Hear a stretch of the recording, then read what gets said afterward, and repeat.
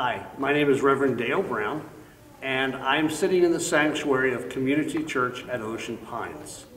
This is a wonderful church. It's a great church, great people, and it's a pleasure to be their pastor. I want to take just a moment and to celebrate with you the life and legacy of the Reverend Dr. Martin Luther King Jr.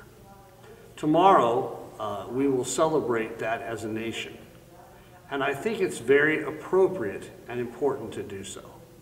Let me highlight three things about Dr. King's life that I think we as Christians, and maybe you're listening and you don't attend church, but including you, all of us ought to be aware of and thankful for. First is the fact that Dr. King calls us to a greater vision. Now that vision for persons of faith comes right out of the Old Testament. A vision where all people are welcomed and wanted and loved and valued, and that no one is excluded, everyone is included.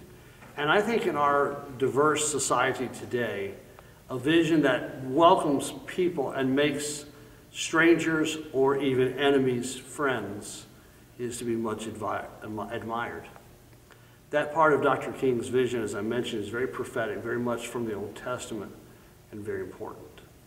The second thing is Dr. King's commitment to nonviolence. We in our world have gone so far in the opposite direction. With words and actions, we attack others. We blame them. And so often we fail to look inside before we begin to even look outside. Dr. King made it very clear that from his understanding of Mahatma Gandhi and other persons teaching about nonviolence that, we can't be about harming or creating enmity. We have to be about bringing people together. And that's what his whole life was about.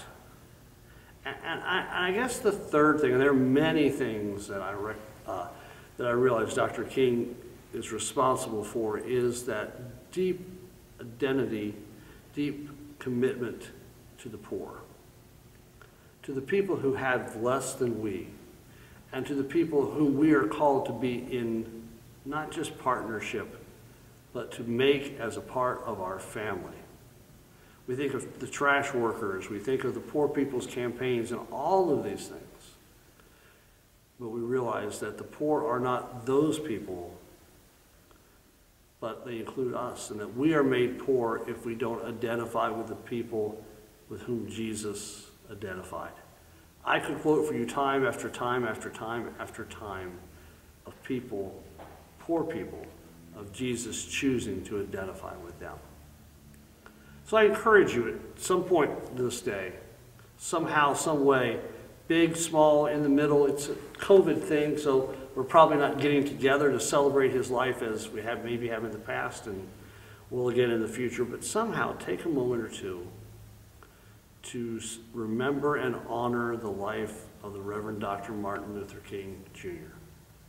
Nobel Peace Prize winner, wonderful person of faith, a man who spoke truth to power with courage and boldness, a man who it is important that we encourage our young adults and even ourselves to emulate and to make this world into the beloved community of which he spoke. Many blessings to you, and have a great day.